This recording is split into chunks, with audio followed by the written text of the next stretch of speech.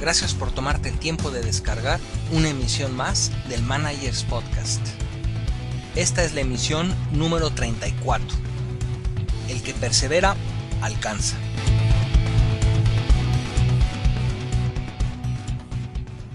Soy Gustavo Pérez. Primero quiero agradecerles a quienes me han recomendado en iVoox y también a los que me han enviado correos electrónicos. Pedroche, Mauricio de Ecuador, J.C. Jiménez Sosa, Catherine Sabogal León de España, G. Serrano Cip de Venezuela, Luis Peña, Oscar Shin de México, Eric Mendoza, Carlos Ech, Mariuri Zulay Sánchez, Sonia, Daverde, Darío C., María, Yolanda González, Oscar Solís, Eugalde 77 de Costa Rica, Víctor Tobar, Guillermo Salinas, Neo de España, Marta, Wal, String 87 y Óscar Alvarado de México. A todos gracias y también a quienes han escuchado este podcast. En esta emisión empezaré contándoles una anécdota histórica referente a la forma en que los Estados Unidos de América se anexaron el estado de Alaska.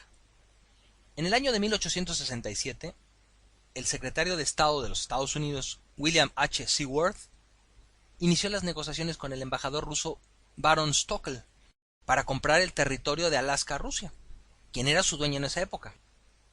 El secretario de Estado norteamericano estaba muy interesado en esa gran extensión territorial, y los rusos sentían que ese territorio estaba muy alejado de Moscú para ser gobernado apropiadamente. También tenían miedo de que pudiese caer en manos inglesas. Seward era un hombre de convicciones expansionistas. Creía que las posesiones norteamericanas deberían extenderse lo más lejos posible. Inicialmente, Seward le ofreció al embajador ruso $5 millones por el territorio. Stockel pedía 10 millones. Las negociaciones llegaron a un acuerdo mutuo y el precio se pactó en $7.2 millones, cantidad que el zar de Rusia aprobó finalmente. En el Congreso de los Estados Unidos existía entonces una considerable oposición para la compra de Alaska. Muchos congresistas consideraban la adquisición como inútil. Fue el mismo secretario de Estado Seward quien, sin ayuda de nadie, promovió y logró el acuerdo del Congreso para la compra y también que los rusos aceptaran la venta. Seward luchaba en dos frentes al mismo tiempo. William H. Seward fue considerado por la mayoría de los ciudadanos norteamericanos de la época como el tonto más grande en vida. La gente no podía entender cómo se había gastado más de $7 millones por un pedazo de tierra tan alejado y con tan poco valor. Los americanos argumentaban que Alaska, una tierra fría e inhóspita, sin civilización, cubierta casi por completo de nieve durante gran parte del año, era inservible. Dondequiera que se mencionaba Alaska, en periódicos, revistas o panfletos, siempre se referían como The Seward's Folly, o la locura de Seward, o The Seward's Icebox, o la caja de hielo de Seward. Por supuesto que los eventos posteriores cambiaron esta manera de pensar. En 1897 descubrieron oro en Alaska, y así empezó otra fiebre del oro similar a la fiebre de oro de California en el 49. Esto provocó que muchos norteamericanos se mudaran a vivir a Alaska. Además del oro, también se encontraron plata, cobre y petróleo en grandes cantidades. A la fecha se han producido beneficios y utilidades por muchos billones de dólares. La sola explotación de pescado en Alaska es hoy una industria multimillonaria, además de contar con otras industrias como la tala de árboles, entre otras. Durante la Segunda Guerra Mundial, Alaska demostró que jugó un papel muy importante por su ubicación estratégica en la cuenca del Pacífico, tanto para las fuerzas armadas como las navales apostadas en el Pacífico. Alaska ocupa todavía un lugar privilegiado para la defensa del territorio norteamericano en caso de un ataque aéreo. Alaska es 10 veces mayor que todo el estado de Nueva York y 2 veces más grande que el estado de Texas. El precio que los Estados Unidos pagó por Alaska fue de 2 centavos de dólar por acre. Esto fue una verdadera ganga, incluso mucho menor que el precio que pagaron por la compra del territorio de Luisiana. William H. Seward es hoy considerado uno de los más grandes hombres en la historia americana. por haber incrementado el tamaño de los Estados Unidos de un día para otro en un quinto de su tamaño. Ya no se le recuerda como un tonto, y se le ve como un visionario y un hombre de gran entendimiento e inteligencia. Lo que por muchos años se consideraba la locura de Seward se ha convertido hoy en una de las más preciadas posesiones de los Estados Unidos, y en 1959 se le reconoció como el estado número 49.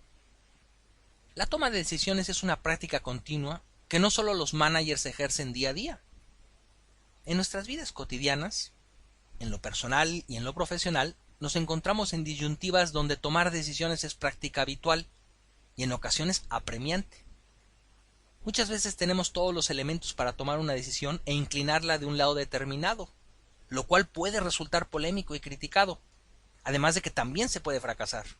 Llega a pasar. Aquel quien toma una decisión, independientemente si ésta resulta exitosa o no, va a ser casi siempre criticado, sobre todo negativamente.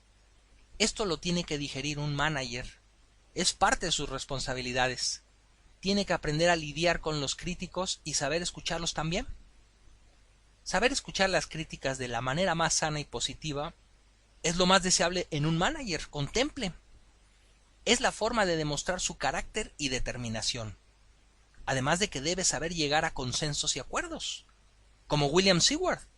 A pesar de tener en contra una facción considerable del Congreso, supo encauzarlos a todos y lograr la mayoría de las aprobaciones.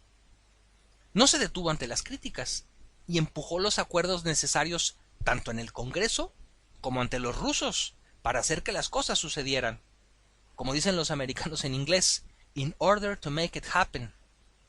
Aceptar con serenidad aquellos comentarios que no favorecen nuestro punto de vista es una forma de ejercer un liderazgo serio y respetado. Es más fácil criticar a quien toma una decisión que ser quien toma las decisiones.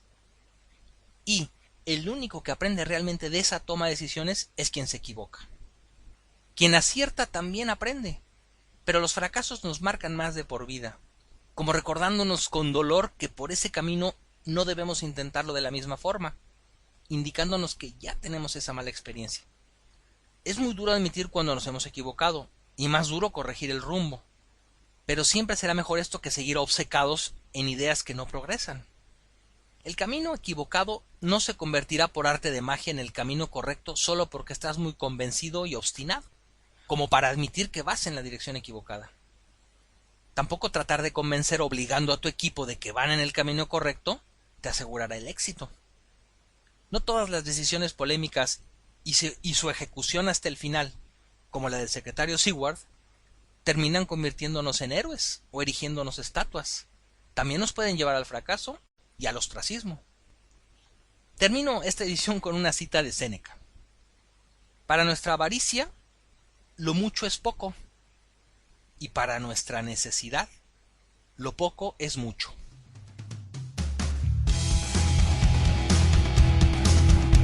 Gracias por escuchar una emisión más del Managers Podcast. Si te gustan los contenidos de este podcast, te pido que me regales un like o un me gusta en mi página de Facebook, www.facebook.com/The Managers Podcast. Encontrarás el enlace en mi página web www.themanagerspodcast.com o sígueme en Twitter en @podcastmanager para compartir las emisiones. Hasta pronto.